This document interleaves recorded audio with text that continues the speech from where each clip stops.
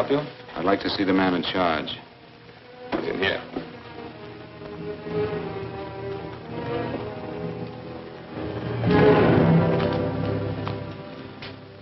I want to report a murder. Sit down.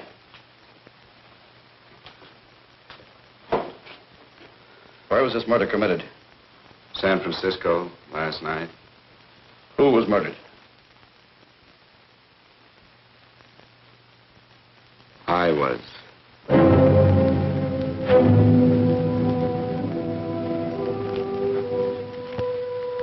Well, do you want to hear me out or don't you, Captain? I don't have very much time. Your name Bigelow? Frank Bigelow? That's right. Answer the San Francisco APB. Send it direct to Inspector Bannon at Homicide. Tell him we found Frank Bigelow. Go ahead, Mr. Bigelow. Well, this involves some other people, Captain. A number of other people. You tell it any way you like. I live in a little town called Banning out on the desert. It's on the way to Palm Springs. I have a small business there. Paula? Yes, Mr. Bigelow? Get me a copy of Miss Hollison's 48 tax return, will you? Oh, you better get the 47, too. Yes, Mr. Bigelow. I don't think we took any depreciation on that new equipment last year. No, we didn't. I remember you said we could include it all this year. Sure, we can. Hey, Frank. Yeah, well. Peterson says he wants a financial statement before he can give me my loan. Hello, Kitty. I will. Well, I'm leaving for San Francisco today, but I'll be back in about a week. I'll take care of it for you then. Sure is a scorcher, isn't it? Well, I've seen him worse. Well, have a nice time, Frank. Yeah, thanks, Will. Oh, why don't you come down to the place and let me give you another permanent? Makes your hair so much easier to manage in all this heat. I can't afford it right now. Maybe next month. Yeah, here it is. No, we didn't take it. Well, we can do it this year. You work it out any way you think best. Have a nice trip, Frank. Sure, Kitty. See you when I get back. Bon voyage. Why don't you come down anyway, Paula? We'll work out a deal on that permanent. Thanks. Maybe I will. Hello? Oh, hello, Mr. Hawkins. Just a moment. Do you want him to send your ticket over? No, I'll pick it up myself. No, never mind. Mr. Bigelow will pick it up at the station. Bye.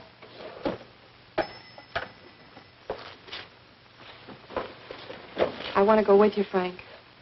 Now, Paul, I'm just going on a little vacation. You know that? You want to go without me, don't you? Be gone just a week. And I suppose you just made up your mind to take this little vacation at 9 o'clock this morning? No, Paul. I meant to tell you about it a few days ago. I guess I forgot. Oh, you forgot. Paula, don't be like that. Don't be like what? You just drop a little announcement that you're going away. Not tomorrow or next week or next month, but today. No explanations, nothing. And I'm supposed to swallow the excuse that you need a little vacation.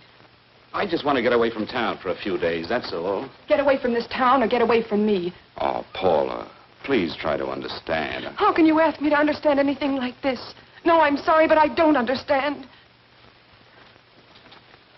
Go to San Francisco, but don't expect me to be waiting for you when you get back.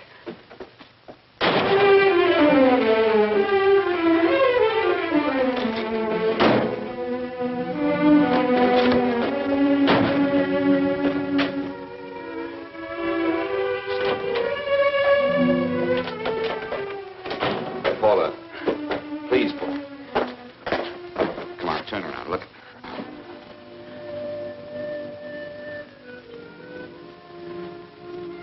Come here. Why do you do this to me, Frank? Why can't you be honest with me? As honest as I am with you? Do you have to go? I have to go, Paula. I know what I'm doing. All right, go. Go anywhere you like. You can go to blazes for all I care. Paula. Paula. Yes, I know. I'm being foolish. Come here.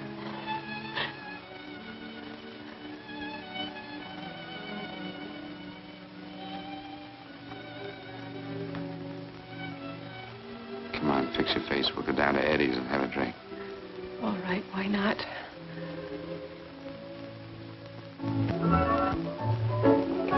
Hi, Paula. Hi, Eddie. Give us a couple of cold beers, will you? Coming up. Hi. Come on.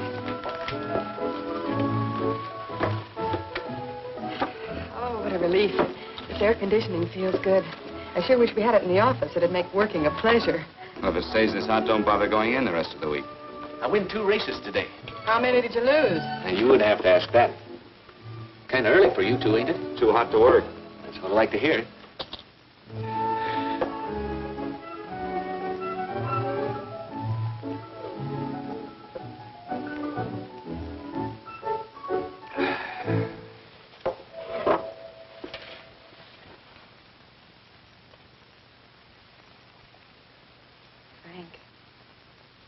You'll take me with you, won't you?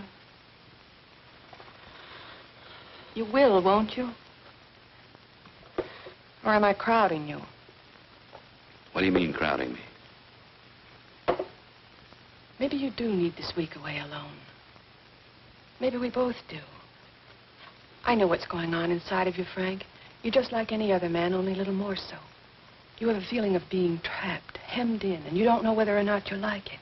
Look, Paula, I'm going to be honest with you. I care too much for you not to be honest with you. I'm as much concerned for your happiness as I am for my own. I know you've had one bad experience, Frank. I know all about it. But you don't know what it can do to 2 people, Paula.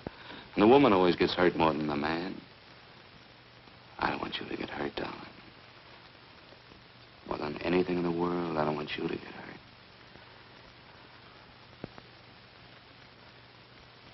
Want to hear some music? All right, Frank. Got a couple of nickels, Eddie? Yeah. This won't bother you, will it? Next result doesn't come in for half an hour.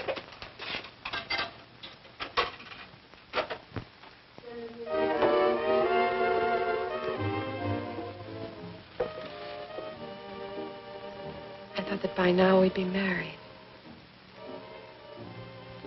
No, I'm not going to crowd you anymore, Frank. Go to San Francisco. I don't like it, but I'm convinced that you must go.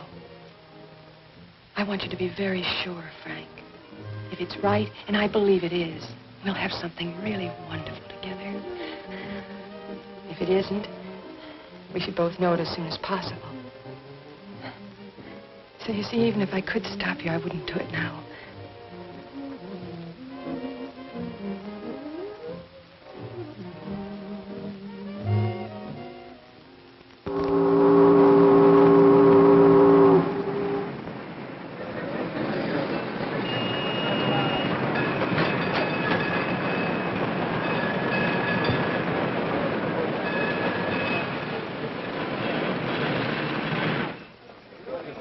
Yes, sir. My name is Bigelow. I have a reservation. Yes, sir.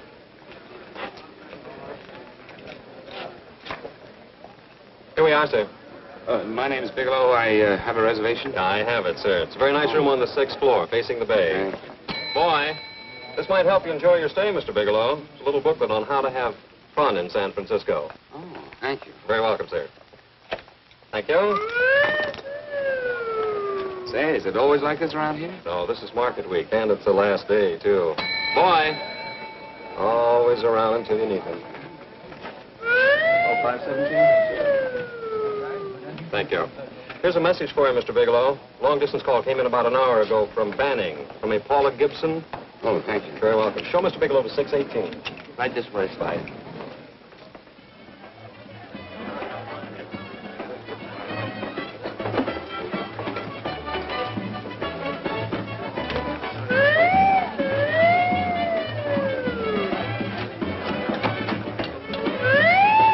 Right this way, Mr. Bigelow.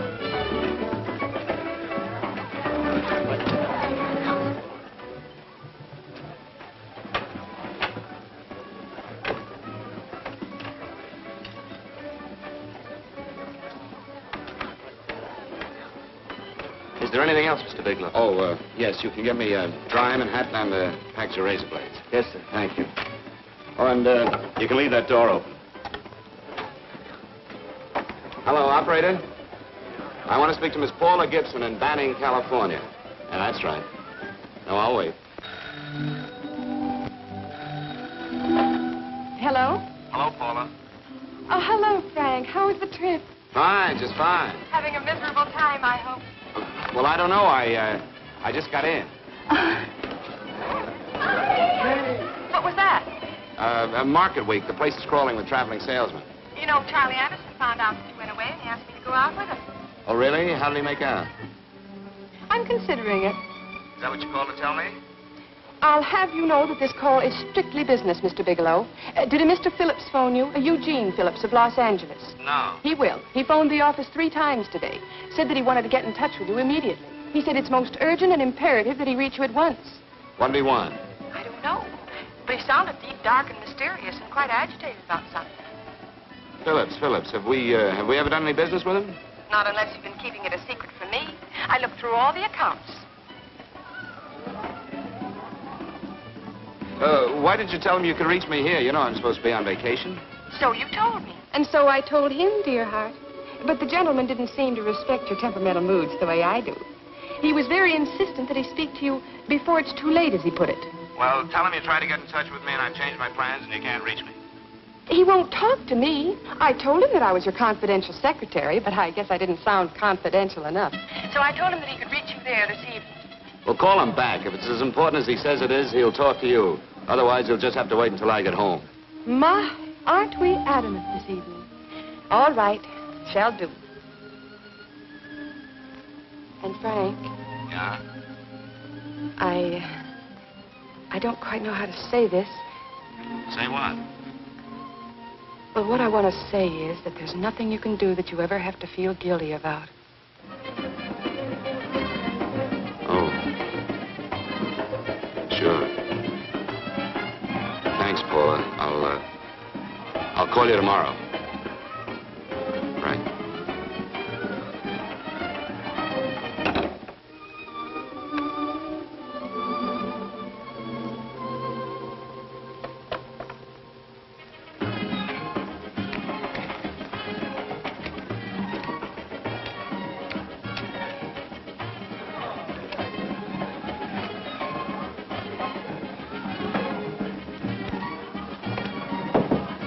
Oh, just put it there, please.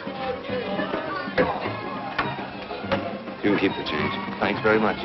Say, how long has this been going on? Oh, it's been a madhouse all week, but they check out tomorrow. Oh? I thought you were with them. No, I'm just here on a vacation. Why does everybody come to San Francisco and tear loose? Excuse me. Say, I'm awfully sorry to bother you, but would you mind if I use your telephone? No, go right ahead. I'm just across the hall here. One of the boys is using my phone, and he's been on it for a half hour. I just want to call downstairs. Yeah, sure. Thank you. Room service, please. Hey, things really picked up the last few days, didn't they? You had much business? Well, I'm not here on business. Oh, room service? It's Mr. Haskell in 617. Yes, that's right. Would you send up 3 more bottles of bourbon and 2 scotch? Yes, that's right. Oh, and some more ice, too. Yeah. All right, thank you. You here all alone? Yes, I just got in town. Well, why don't you join us for a drink? Well, I don't want to barge in on your party. Oh, nonsense. It's not a party. Just a few of the boys entertaining some buyers. You know, the usual thing. A few drinks and some laughs. It's no party. Come on. Well, come on. All right. I know what it's like to be all alone in a strange city. I'm Sam Haskell. I'm Frank Bigelow. You think some of these guys never been away from home before? Yeah. Hey, quiet down a minute. Hey, will you quiet down a second? I want you to meet Frank Bigelow. Hello. This is Jane Carlisle. Bill Welch. How are you, Mr. Wells? Glad to know you, Bigelow. Jane's the prettiest buyer in San Francisco. Oh, hey, I resent that. You don't think I believe him, Elaine? Well, he spreads that from coast to coast. Oh, gee. But it's good for my morale anyway. I'm George Cantwell. Glad to know you, Mr. Bigelow. Bigelow, yes. Right on much business? He's not here on business. Oh? Well, Why don't you get the man a drink before he dies of thirst? how about a little bourbon? Well, that's fine. Bourbon it is. Of course, Mr. Wallace. Yes, Mr. Wallace. But, Mr. Wallace, I'll need at least a week in Cleveland to visit all my accounts. I can't figure on being in Philadelphia until the 17th. Eddie, will you get off the phone? I want you to meet Frank Bigelow. How are you, That's his boss. He's been trying for an hour to get his expense account boosted. Yeah, the way this guy holds on to a dollar, you'd think they weren't printing them anymore. Yes, Mr. Wallace. I'm leaving here the first thing in the morning. Yes, sir. Oh, keep your hips loose, Harry, like this. Oh, yeah. How's he doing? Oh, there's nothing wrong with Harry's drummer. The 2 years ago, the Murrays wouldn't shoot. Hey, now, wait a minute. I was doing all right, sir. This is Sue and Harry Brandis. Hello, good to meet you. How are you? Where'd you find her, Sam? On a dance marathon? Oh, bourbon. Oh, Now that you could do the rumba. Well, a little, but I'm kind of rusty. Anything would be an improvement after Harry. Oh, how do you like that? Well, here goes. Hey, you're good. Oh, my wife, she's a good dancer, isn't she, Bigelow? Oh, yeah. Fellas, I thought you were going to show us a good time tonight. Is this doing the town? That's right. We practically bankrupt our stores to buy everything you've got. Then you keep us in this hotel room. I agree. This is my last night to howl before I go back to being a dutiful housewife. Well, it looks like we're stuck, boys. This is where we blow all our commissions in one night. And you're coming with us, Bigelow. Oh, no, thanks. You run along. I've got to get unpacked and have dinner. Oh, no, you're not going to get away from me. Now that I found a man who can dance, I'm going to hang on to him.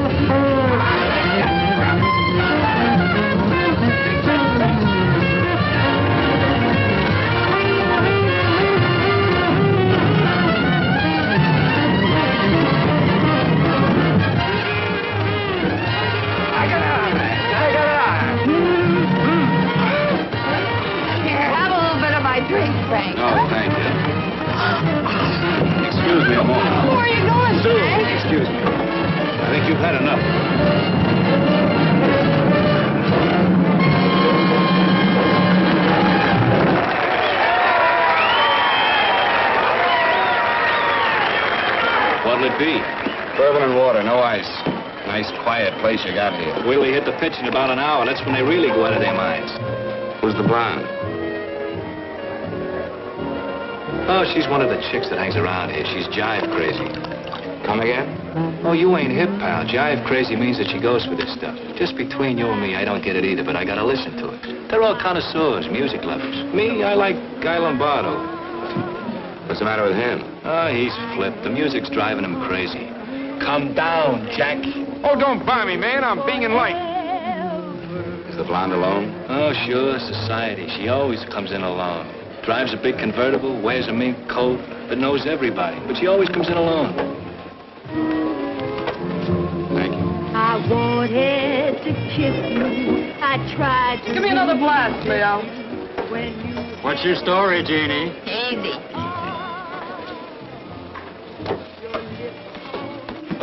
Hello. Easy. Dig the fisherman. Oh, that's really silk, isn't it? Can I buy you a drink? Sure thing. Give me a blast, Leo. Leo, I left my blast at the other end of the bar.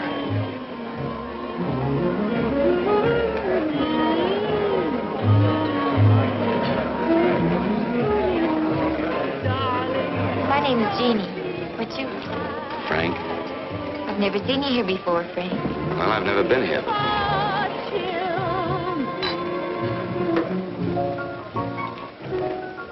This isn't mine. Mine was bourbon. Well, sure it is. You saw me pour it.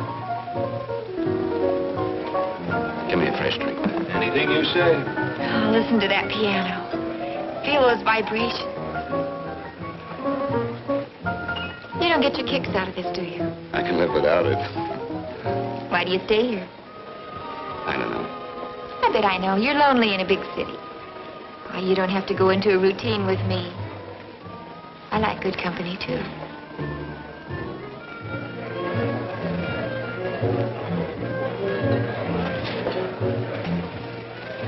Say, there are some people there I want to avoid. Couldn't we get out of here? Let me think about it. Oh, come on. How about going somewhere else, then? Why don't you meet me later? Okay. Where? I tried to forget you, but you whispered, darling, I love. Call me at that number later. It's my next stop. They've got a band there that'll really send you. See you, Jeannie. Easy.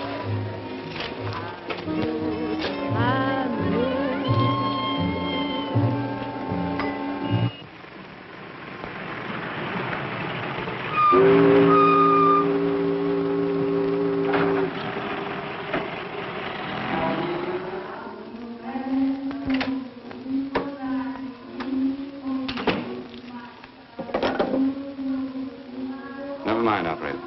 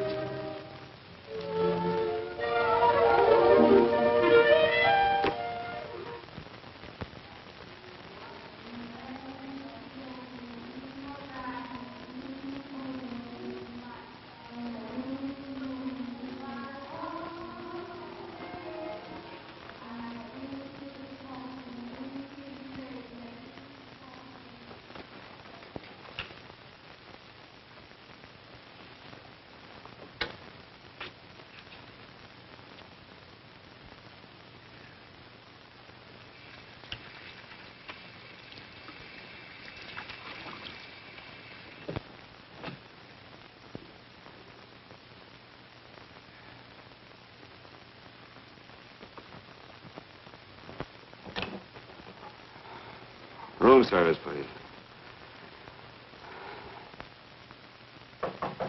Come in.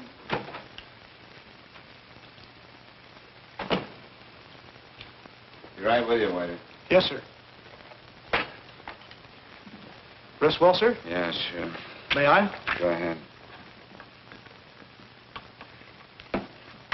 It's on there for you. Thank you, sir. Would you like anything else? Oh, thank you, that's all.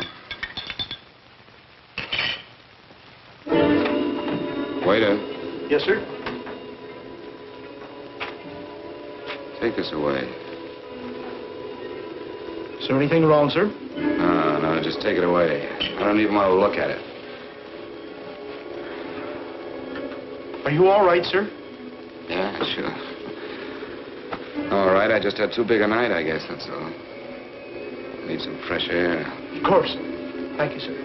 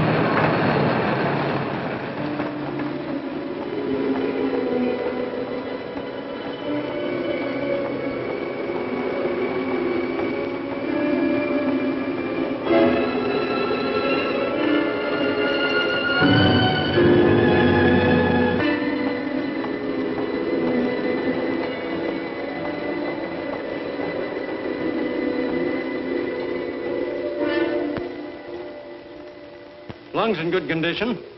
Blood pressure normal. Heart fine. Well, it's a good thing everybody isn't like you, Mr. Bigelow. Put us doctors out of business. I'm glad to hear it, Doctor. I was a little worried. Don't let a little bellyache worry you. Could be just the change of climate. Well, it isn't exactly an ache, Doctor. It's kind of hard to describe the feeling. Maybe it was the drinks I had last night. I might have mixed them too much, huh? Let's have another look at that throat. You may finish dressing now, Mr. Bigelow. I want to get the results of those tests we took. Thank you, Doctor.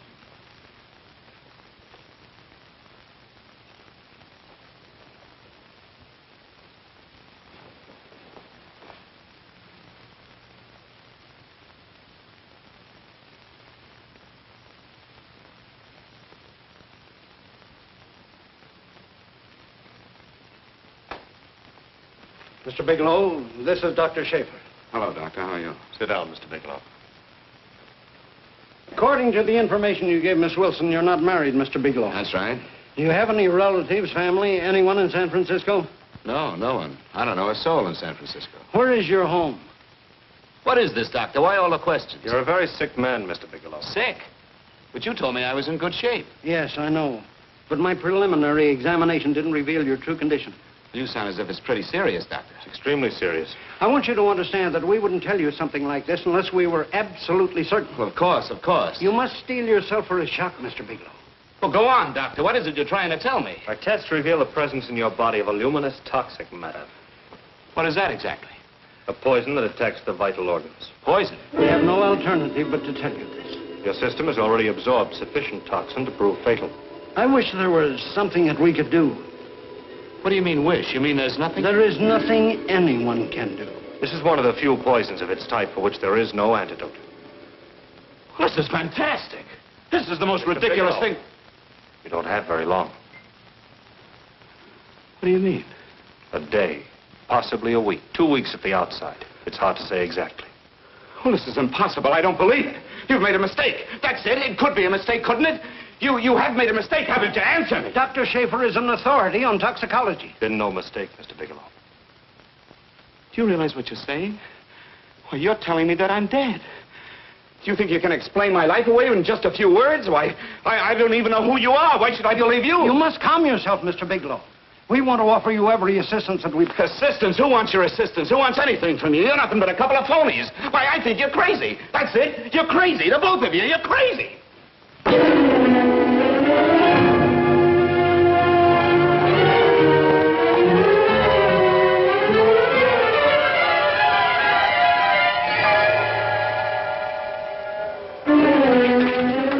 Where's the doctor? You can't come in. Come on, tell me. You have to go through the big before you come Get out here. of here. Doctor. What's the trouble here? What's the matter with you? Doctor, I want you to examine me for luminous poison. Come right in here.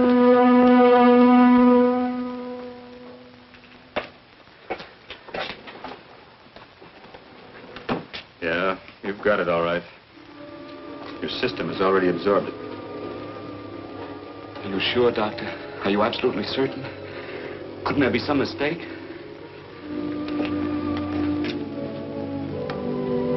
There it is. Toxin is actually luminous in the dark. Now, there's no doubt about it, Bigelow. I don't feel sick. My stomach is just a little bit upset. Maybe it's not as bad as you think, Doctor. That's characteristic. With a heavy jolt, you go suddenly in a matter of hours. But if the stuff is taken in a lesser degree, you last a while, and then...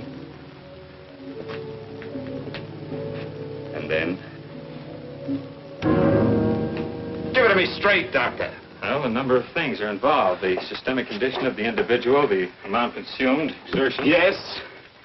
You won't feel too badly for a while. Then it will happen suddenly.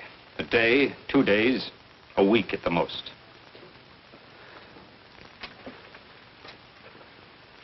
A day. 2 days. There's nothing that can be done now. If it had been caught in time, your stomach could have been washed out. But you've had it in you for some time now. For at least 12 hours, haven't you, Bigelow? I don't know. You don't know? No. Don't you know how you got it? No. This is no accident.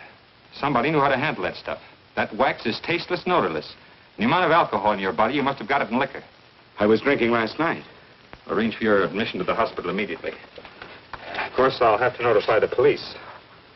This is a case for homicide. Homicide? I don't think you fully understand, Bigelow. You've been murdered.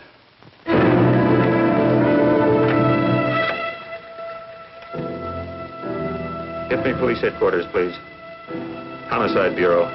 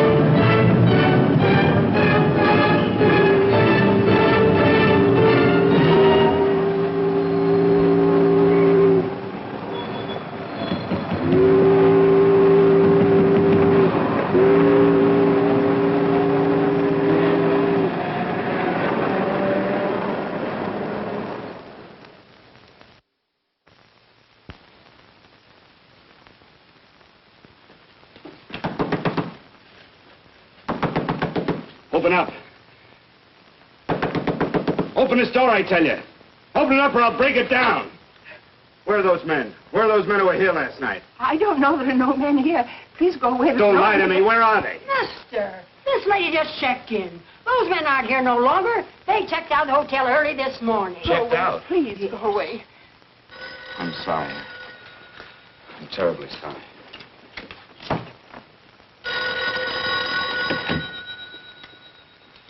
Hello? Please, Mr. Bigelow, my eardrums. Oh, hello, Paula.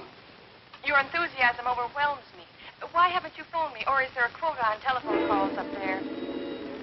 I'm sorry. I've been busy. I'll bet you have. Visiting the museums, no doubt. What's happening up there that's exciting or different? Nothing, not a thing. I'll bet you miss me, but you're too stubborn to admit it. Sure. You know, if you'd like me to come up, I could pack a toothbrush and leave right away. No. Well, you don't have to snap my head off. You could at least make a pretense of missing me. I'm sorry, Paula. Of course I miss you. Listen, Paula, Paula, it's just that I don't feel like talking now. I'll call you later. Don't strain yourself. You phone me sometime when you feel more like talking. Oh, by the way, I called that Mr. Phillips back. Phillips? Yes, you know, the man that tried to reach you.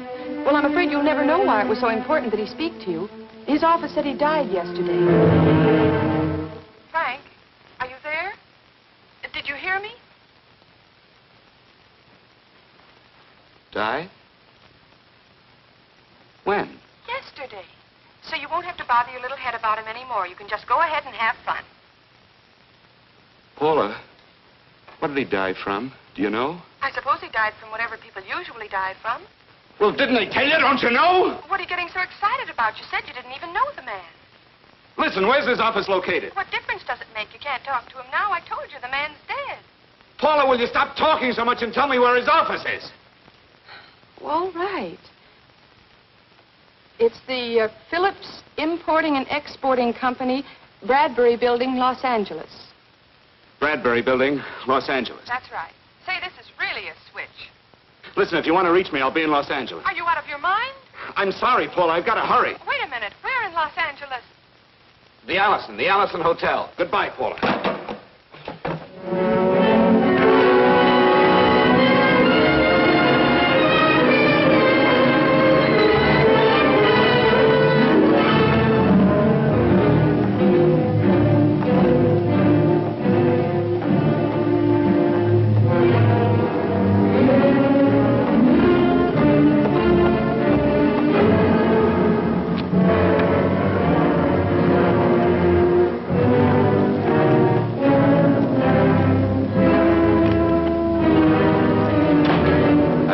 Someone in charge here. What is it in regard Well, to? it's a personal matter. It's quite urgent.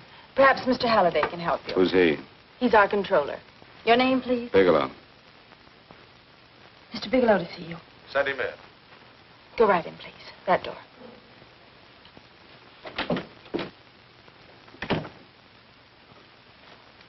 Mr. Bigelow? How are you, Mr. Halliday? What can I do for you? Well, Mr. Phillips phoned my office several times yesterday. I'd like to find out what it's all about. You know Mr. Phillips died yesterday? Yes, I know. Well, I don't understand. If he phoned you, didn't he tell you what it was about? Well, he didn't speak to me. I wasn't in my office at the time, and he wouldn't tell my secretary. Well, I'm afraid I can't be of much help, Mr. Bigelow. I have no idea why Mr. Phillips tried to reach you. I'm sorry you had to make the trip for nothing. How do you know I made a trip? I didn't say anything about making a trip. I merely said he phoned my office. My office could be here in Los Angeles. Miss Foster, Yes? didn't you mention something yesterday about Mr. Phillips speaking with Mr. Bigelow in San Francisco? I said that he had phoned Mr. Bigelow's office in Banning, but that Mr. Bigelow was staying at the St. Francis Hotel in San Francisco.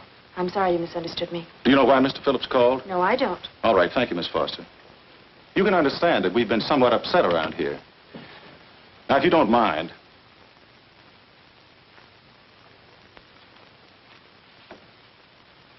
Did Mr. Phillips have a wife, family, anyone that could help me? you can't intrude on people at a time like this just to satisfy some curiosity. It isn't just curiosity. Then I suggest you wait a week or so. I can't wait. Well, I'm sorry you'll have to. Well, there's always a phone book. You're a pretty aggressive fellow, Bigelow. Are you quite sure that this is as important as you make it appear to be? It's important. Mrs. Phillips lives at the Sunset Arms Apartments. Thank you. I needn't tell you she's under a strain.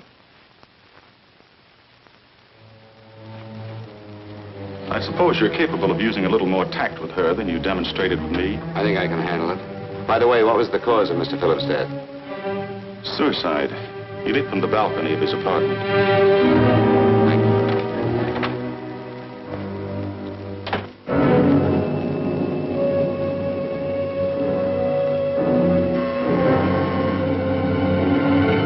Come in, Mr. Bigelow.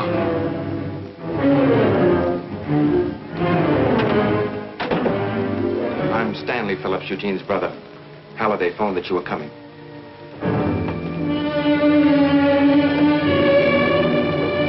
This is my sister-in-law, Mrs. Phillips.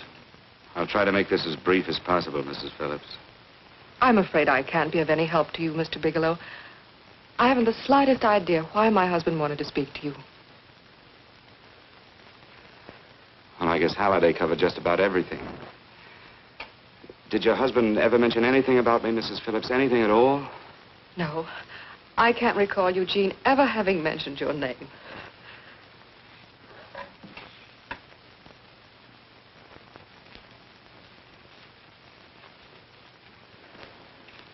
I hate to ask you this, Mrs. Phillips, but it's of vital importance to me. Do you know why your husband committed suicide? Oh. You're certainly not the most diplomatic person in the world, are you, Bigelow? Were you a friend of my brother's? I never met him.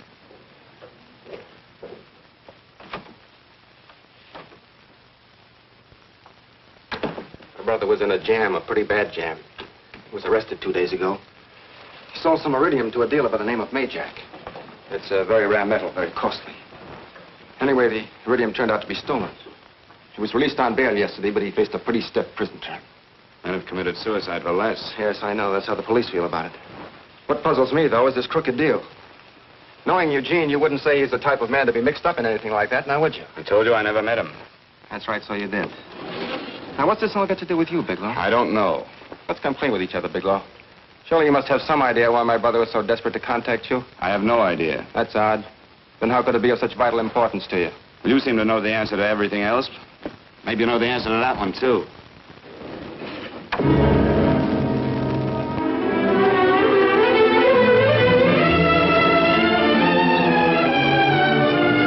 There's a message here for you to call operator 82 at Banning. Oh, thank you. Show Mr. Bigelow to room 821. Say, would you have the operator put this call through to my room right away? I'll take it up there. Thank you. Hello, operator. I'll call you if I need anything. Thank you, sir. Hello, Paula? Well, Sinbad, I'd just about given you up for lost. Do you mind telling me just why you rushed down to Los Angeles? I can't explain it to you just now, Paula. I just can't explain it. What's going on, Frank? You don't even sound like yourself. Well, I'm just a little tired, Paula, that's all. But I miss you. Oh, Frank. I can't tell you how good it is to hear you say that. And here I was worrying that I'd lost my charm. When are you coming home, Frank? Soon, Paula. I'll be home soon. I'll go right out and get myself a permanent so I'll be pretty when you see me. Hey, guess what? I found that Phillips name in your notarial ledger. Notarial ledger? Yes, of all places. I remember now I made the entry myself. You had notarized a paper one morning before I came to work. What kind of paper was it?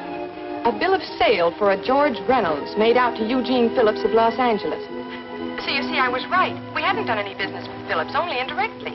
What was the bill of sale for? A shipment of iridium, whatever that is. Iridium? You mentioned at the time that this fellow Reynolds had made some kind of a deal in Palm Springs, and he stopped in your office early in the morning on his way north to have it notarized. Wait a minute. Wait a minute, George Reynolds. That was about 6 months ago, wasn't it? That's right, 6 months ago. Thanks, Paul. Oh, goodbye. Goodbye. Hello, operator. Get that number back for me.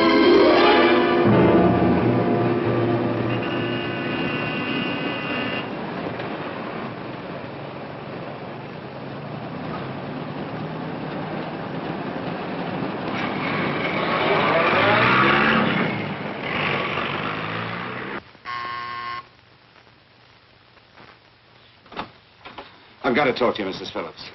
Please, go away. I want to be left alone. But I found out why your husband wanted to see me. It was in connection with a bill of sale. Come in. Thank you. What do you know about a man named George Reynolds? George Reynolds? Yes. Why, that's the man my husband claimed sold him the iridium. And what did Reynolds claim? Reynolds disappeared. Yes? About 2 months ago, my husband grew suspicious that something was wrong. Since then, he tried in every way to locate Reynolds, but could find no trace of him. But I don't get it. Your husband could have proved he made a legitimate deal by showing the bill of sale he got from Reynolds. Then there was a bill of sale? Yes, of course there was. My husband swore there was, but at the time of his arrest, he couldn't find it. It was mysteriously missing. Well, then, if your husband could have shown proof, it would have been George Reynolds who would have faced the prison term. Eugene was convinced that Reynolds had stolen the bill of sale. He was the only one who had reason to eliminate evidence of the transaction. Thank you, Mrs. much. You've been very helpful. Oh, if you'd only come sooner, Mr. Bigelow. My husband might be alive today. I know.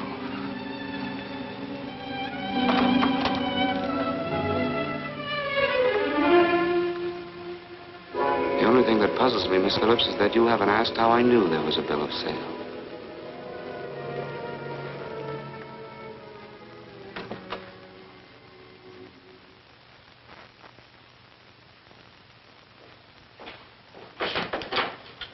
Mr. Holliday isn't in. He should be back shortly. I think you're the one who can help me, Miss Foster. Mr. Phillips tried to reach someone else before he called me yesterday, didn't he? Why don't you ask Mr. Holliday? Obviously, Mr. Holliday wasn't here yesterday, or he wouldn't have had to learn from you that Phillips called me. And you're the logical person to know who else Phillips called.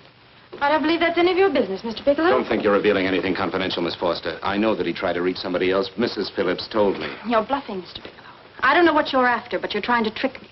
Mrs. Phillips didn't tell you a thing. How do you know that? Mrs. Phillips knows nothing about it. She doesn't.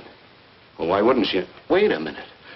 I was talking about George Reynolds. Who did you think I meant? Just who is it that Mrs. Phillips doesn't know I about? told you before, that's none of your business. All right, young lady, I'm going to give it to you straight. Phillips was murdered. Murdered? I don't believe you. He told me because he needed me to clear him. Phillips was innocent. Innocent men don't have to jump out of windows. Murdered? Just who are you trying to protect, Miss Foster? Why are you so afraid to tell the truth? I'm not protecting anybody. I haven't any more to say. All right, young listen to me. This thing is going to explode wide open. If you've got nothing to hide, you better start talking. Or maybe you are mixed up. No! Well, then come on. Mr. Phillips called Marla Rakubian. He went to see her yesterday morning. Who's Marla Rakubian? She's a model. She and Mr. Phillips used to be quite friendly, but he hadn't been seeing her for quite some time. Come on. The last couple of months, he'd been trying to locate her and finally learned where she lived yesterday morning.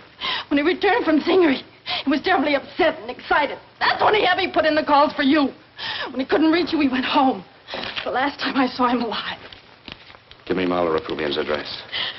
I don't think Mr. Phillips realized I was aware of his friendship with Marla Rakubian, and out of respect for him, I never intended to tell anybody. I had no idea that she had anything to do with the trouble he was in. I admire your discretion, Miss Foster.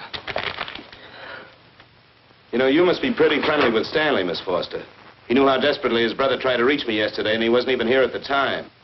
And now you seem to know all about what happened in Mrs. Phillips' apartment.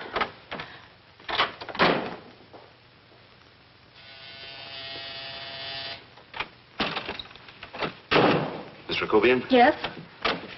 What do you want? Get out of here or I'll call the Go police. ahead, call him. Oh, go ahead, call him. Going on a trip, huh? Yes, going away for the weekend. Sailing for Buenos Aires tomorrow, some weekend. I'll send you a postcard. Now get out of here. Who are you going with, George Reynolds? Never heard of him. I suppose you've never heard of Eugene Phillips either. Just who are you? What do you want? Never mind who I am. Where's Reynolds? I told you I don't know him. Now will you get out of here and leave me alone?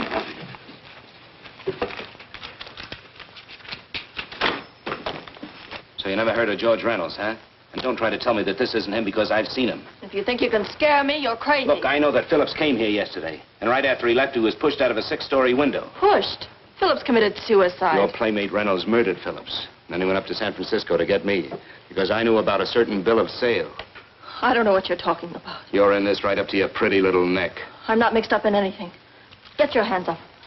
Drop that picture on the couch. Turn around. Don't get any ideas because I'm not afraid to use this. Give me your wallet.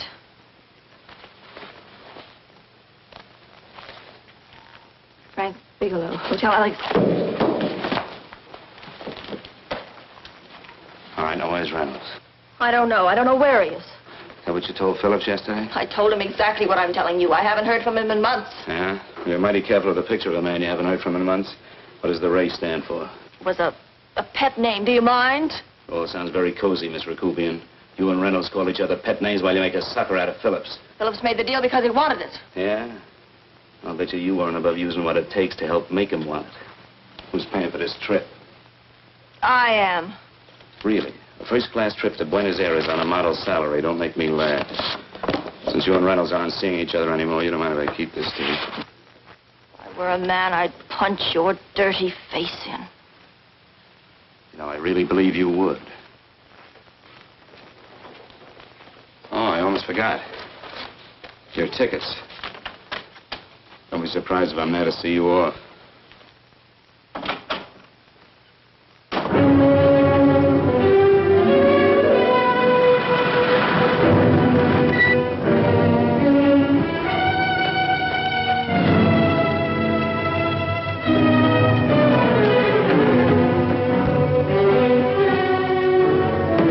Angelo.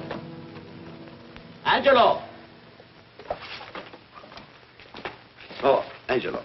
Do you remember taking this picture of George Reynolds? I take so many pictures, I can't remember them all. This gentleman is a friend of his and would like his address. We have no card on him. I don't think we ought to do that. He's willing to pay $20 for it. That's the paper we used last year. Of course, you understand, we usually don't give out the information about our clients. I know, you're a couple of high-class fellas. Thank you. Revealing anything confidential is against the ethics of our establishment. That's right. Honesty is the best policy. Of course. But in your case, inasmuch as you're a personal friend of Mr. Reynolds... Thanks. I knew you'd come through. Got it. Here it is. We don't have his address. He must have called for the picture. But he couldn't have been a very good friend of yours, mister. Because his name is not George Reynolds. It isn't? Well, what is it? It's Huh? Oh. Here. It's Raymond Rakubian. Rakubian? What's so unusual about that? The picture's signed Ray, isn't it? Yeah. Yeah.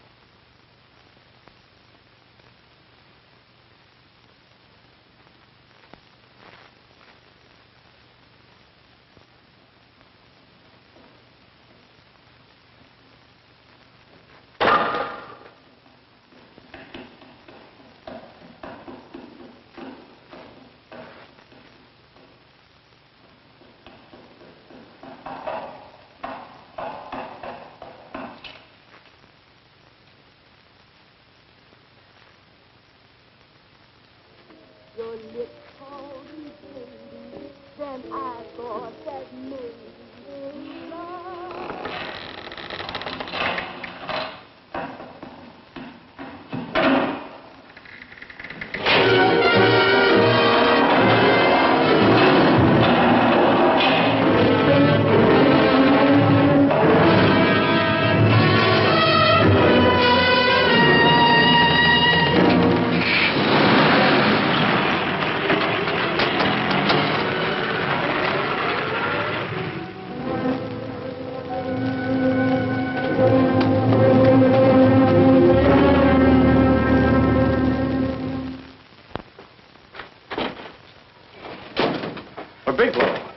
Are you all right? Can I get you anything? No, thanks. Do you know this man?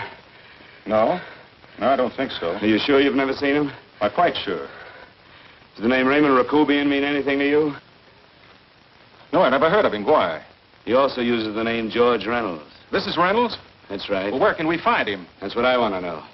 Tell me something, Halliday. You're the controller here. How come you didn't know about that bill of sale? Phillips made that deal before I came to work here. Yeah, but you still keep records, don't you? For some reason, which is none of my business, Phillips preferred to keep that among his personal papers. Now, does that answer your question? You came in here today asking for some information that you needed, and I tried to be as cooperative as I could. But now you're beginning to annoy me. So get out before I throw you out.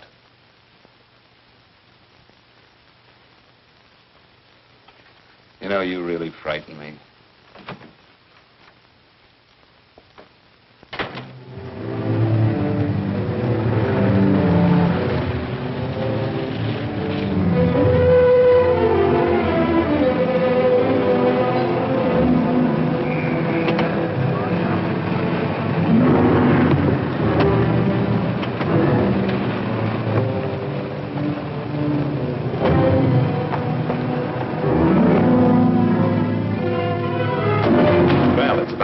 showed up, Bigelow. Go ahead, Dave.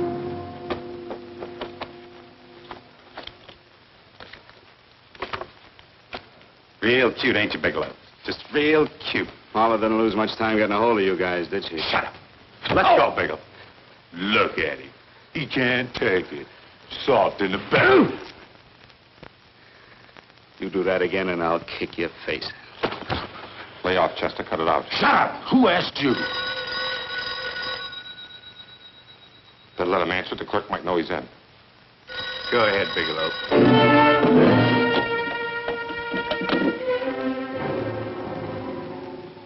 Hello? Frank. Frank, why did you hang up on me? I've been trying to get you for hours. I'm sorry, Paula. I was in a hurry. Well, don't be in such a hurry this time. You didn't give me a chance to finish what I had to say. Say. I wanted to tell you that McGowan was in hollering his head off because you didn't go over the books. Tell McGowan to get another auditor. Sure. Sure, I'll just do that little thing and lose the best paying account we've got. Do as I tell you, Paula. Frank, are you drunk? Paula, how much we got in the bank? About $2,200. Draw it out tomorrow. Sure. Then what do? Skip town without paying our bills? Forget the bills. You know that coat you always wanted? Buy it. You are drunk. You know, if I didn't have such a good character, I'd be tempted to take advantage of your intoxicated state, Mr. Bigelow. I'm not drunk, Paula. Well, then don't tell me that one day away from me can affect you this way. Cut it short. Paula, Yes? I'm sorry I left you. I never realized how much I love you. But I know it now. Oh, Frank, darling, I love you too so very much. Please come home. I miss you terribly. I said cut it short. I'd just love to let you have it, Bigelow. Let's go, Chester. This guy's kept us waiting long enough now. Walk in front of me, Bigelow. And keep your mouth shut. If you so much as look cross-eyed at anybody, I'll blow the back of your skull out.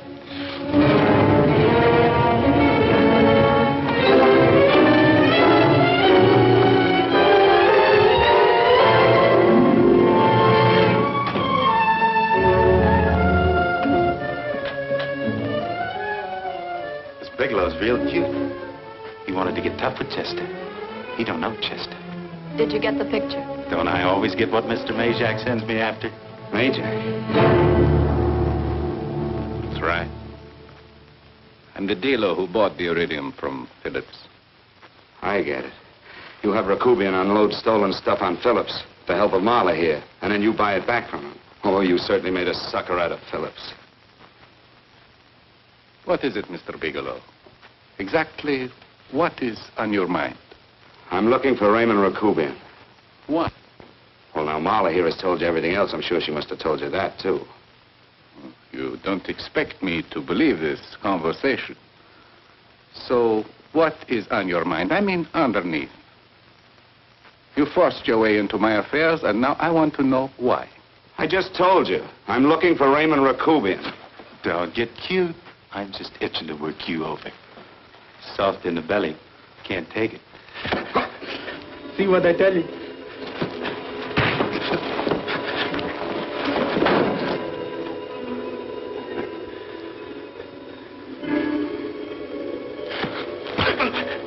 Can't do that to Chester. I'm going to blow your guts out. Easy. Lay off, Chester. Not now. Look at him. He's so scared of Chester, he'd talk now. He's not afraid, Chester. You can tell from a man's eyes when he is afraid. Look at his eyes.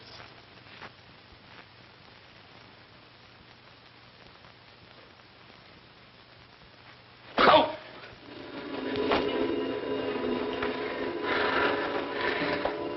I'm telling you, Majak, you better keep him away from me or he's really going to have to use that gun. Go away, Chester, please. Do what I tell you, my boy. Please. And help Dave. Joe. You're He's an unfortunate boy. He's psychopathic. He's unhappy unless he gives pain. He likes to see blood. Come with me, Mr. Bigelow.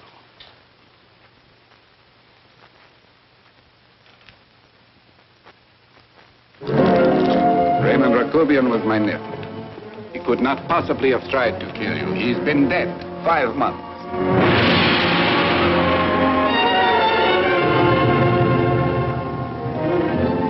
I'm afraid you have been sidetracked. Provided it is true that somebody made an attempt on your life. Somebody made an attempt again today.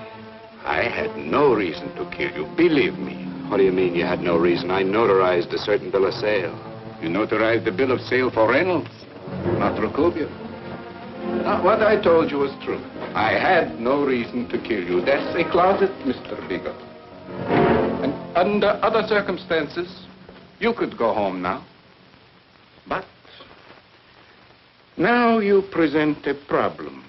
You know too much, and I am in danger. Chester! Suppose I were able to prove to you that I only want to find the person who tried to kill me. And I won't cause you any trouble. You know I can go to jail for 10 years for this little business. 10 years. At my age, that's my life. That means my entire life. With my life, I do not take chances. I am sorry, believe me. You want Joe to go with you? No. Just Bigelow and me. And baby Meg's 3. But Major... Goodbye, Mr. Bigelow, and forgive me. Let's go, Bigelow. I guess you won't be there to see me off.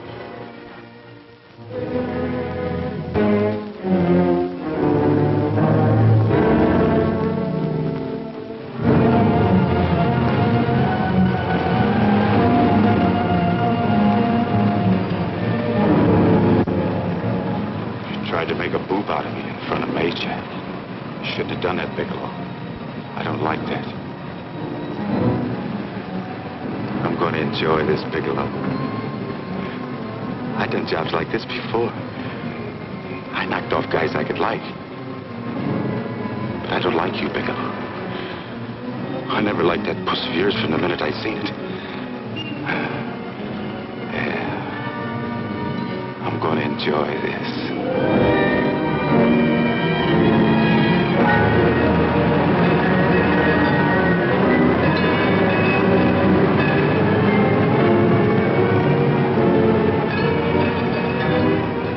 Scared yet, are you, Bigelow? But you'll be scared. Good scared. I think I'll give it to you in the belly. You don't like it in the belly?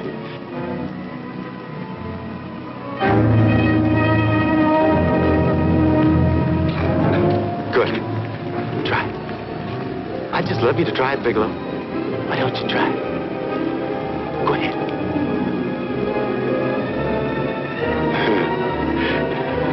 Didn't have the nerve, did you, Bigelow? Yeah. I think I'll give it to you right in the belly.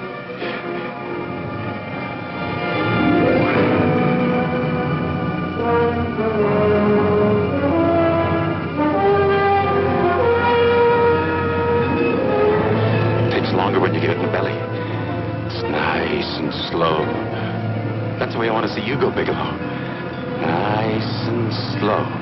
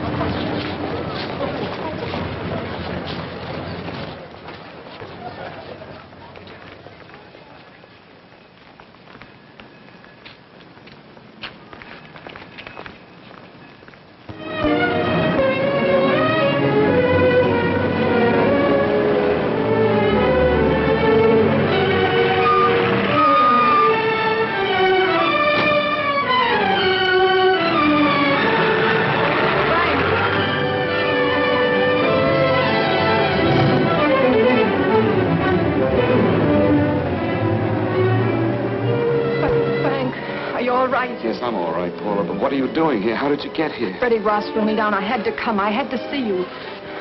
You shouldn't have come, Paula. You shouldn't have. What is it, Frank? You're in some kind of trouble. I know it. Look at you. You're a sight. Your clothes look as if you've slept in them. Are you ill?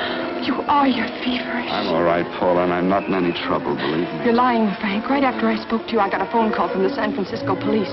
They asked if I knew where you were. You didn't tell them anything, did you? Of course not. It was the homicide detective that called. What is it, Frank? If you're in any kind of trouble, you certainly can trust me. Look, I'm not in any trouble with the police, Paula, believe me. But you can't stay here. You've got to go back to Banning right away. No, I won't go, Frank. I won't. I'm staying here with you. Paula, it's better that you go back, believe me. Why? What's this all about? What have you got to do with this Phillips and Reynolds? Phillips was murdered. What could that possibly have to do with you? All you did was notarize a paper. You've notarized hundreds of papers. I know. All I did was notarize one little paper out of hundreds. Frank, you frighten me. You don't even act like yourself. I know that you're in trouble, that something is wrong, that you're in serious trouble. You frighten me, Frank. Oh, don't be frightened, Paula. Don't ever be frightened of anything again. Will you promise me that? I love you so much, darling, more than you seem able to understand. Oh. I never really knew happiness until I loved you. Sometimes when I used to be afraid that you weren't sure how you felt, I tried to hold back, but I couldn't. Losing you would have been losing everything. There would have been nothing left. Don't, Paula, don't. Now I'm afraid again. Somehow I feel that I'm going to lose you, but there's nothing I can do about it. I feel so helpless. You're leaving me out of something. Tell me, Frank, what is it? Give me a chance to fight back. Just give me a chance, please. You do love me, don't you? Oh, yes, Paula, I love you. I never was more certain of anything in my life. I wasn't sure before. I was a little blind, I guess, but believe me, I'm sure now. Can you understand that, Paula? I understand. A man can be like that, Paula. Something has to happen. It can be a big thing or a little thing, but it can make him realize how much someone means to him, how much he really loves her. Oh, and I love you, Paula. More than I ever thought it possible to love anyone in the world, I love you. Then why won't you tell me about this trouble you're in? Why won't you try to let me help you? You can't help me, Paula. You don't want my help. Oh, Paula, there's nothing you can do. Will you believe me? So will you please go home, please? No, Frank. I won't go. I know you're in trouble. I can't leave you like this. All right, Paula, look, wait for me in the lobby of the hotel, and I'll be back for you soon, I promise. You promise? You're yes, sure? Paula, I promise. Is that a new outfit? Yes. Oh, it's beautiful.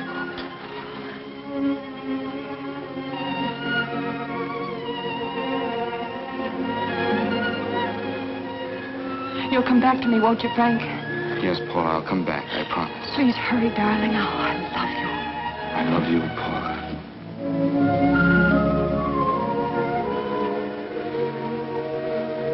Goodbye, Paula.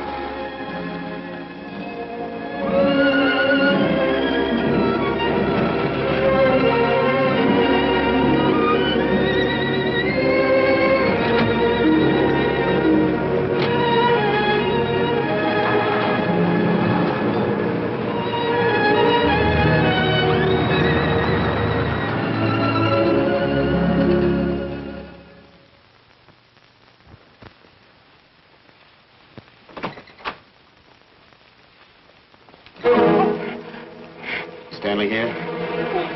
You sure? All right, get in there. Now get Stanley on the phone. Tell him to come over here right away. Use any excuse you want. What are you going to do? What was Stanley going to do when he used me for a clay pigeon today? I don't know what you're talking about. Don't act innocent with me. I fell for that once. I don't know what you mean. I told you everything you wanted to know this morning. Yeah, you told me just enough so I'd get sidetracked and wouldn't know that Stanley was the one I was after. Stanley? Oh, no. You and Stanley have been together on this from the start. Now, come on, get on that phone and call him. Don't let him know I'm here. Bigelow.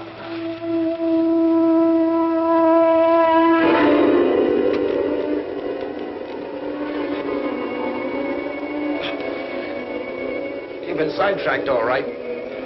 But it was the poor bereaved little widow who did it.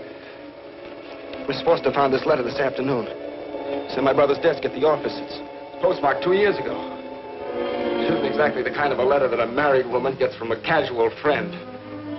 I'm sure my brother wasn't aware that they were so well acquainted when he hired Halliday. What's the matter with him?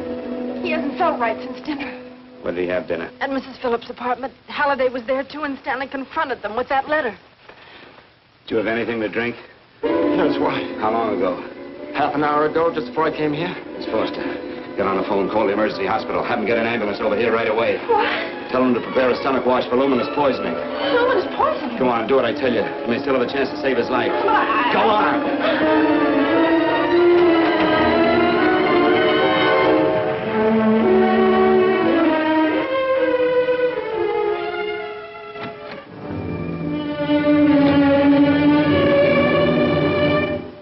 I found George Reynolds, Mrs. Phillips. He's been dead for 5 months. And he didn't steal the bill of sale. No, he didn't. But you could have stolen it. How dare you? You knew who I was when I came here today. But you were surprised to see me alive, weren't you? But I'm not alive, Mrs. Phillips. Sure, I can stand here and talk to you. I can breathe and I can move. But I'm not alive. Because I did take that poison. And nothing can save me. What are you going to do? If I kill you now, I have nothing to lose. No, you've got to listen to me. You've got to give me a chance. But I didn't have a chance. It was Halliday. Believe me, it was Halliday. He made me steal the bill of sale. He planned everything. What about this letter? Your husband knew about you and Halliday. He found it only yesterday. He accused Halliday. They fought, and Halliday pushed him over this balcony. And why me? Why did he want to kill me? Because you could have proved there was a bill of sale, that my husband had no reason to commit suicide. Halliday was desperate. After he killed my husband, he found out about the phone calls to you. He thought you spoke to him, that you knew enough to involve him.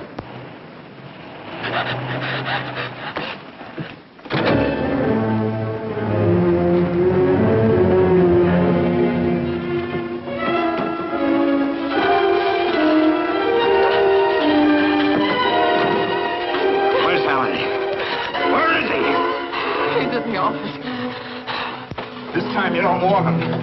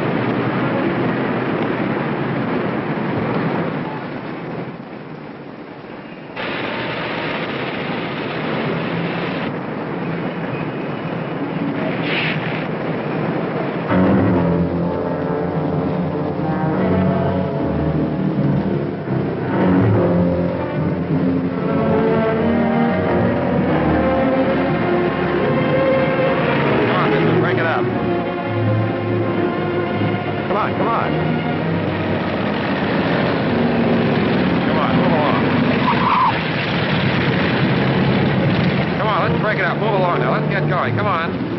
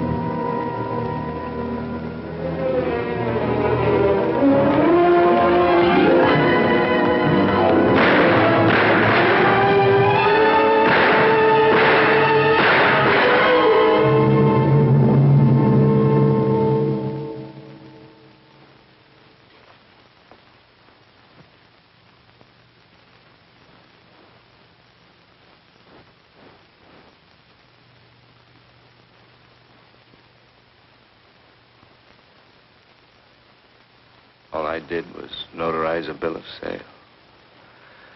But that piece of paper could have proven that Phillips didn't commit suicide.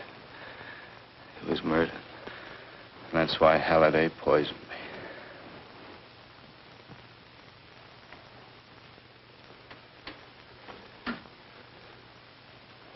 Would you?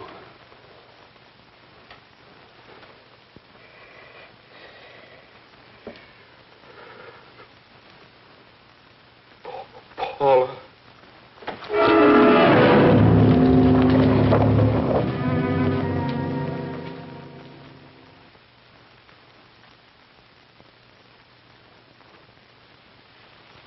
Call the morgue.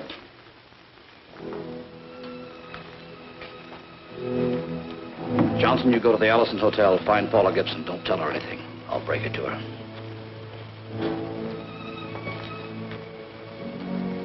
How shall I make out the report on him, Captain? Better make it dead on arrival.